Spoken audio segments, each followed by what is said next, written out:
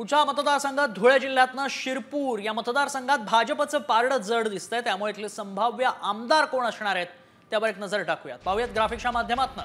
तर शिरपूरकरांचा कौल, संभाव्य कौल आपण बघतोय भाजपच्या बाजूने जातोय। भाजपाचे संभाव्य आमदार काशीराम पावरा आपण पाहतोय, त्यांच्या विरोधामध्ये भाकपकडनं बुधामल पावरा यांना उमेदवारी देण्यात आली होती। मात्र शिरपूरकरांचा कौल, संभाव्य कौल हा भाजपाला आलेला दिसतोय।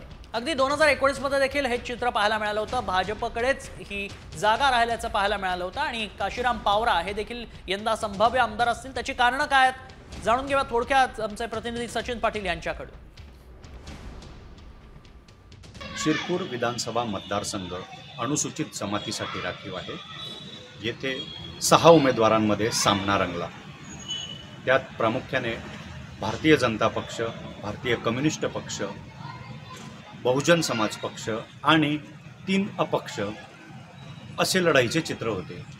6 उमेदवार असले तरी प्रामुख्याने सामना जो झाला तो भारतीय जनता पक्षाचे उमेदवार काशीराम पावरा, भारतीय कम्युनिस्ट पक्षाचे उमेदवार बुधा पावरा आणि अपक्ष उमेदवार डॉक्टर जितेंद्र ठाकूर यांच्यात झाला।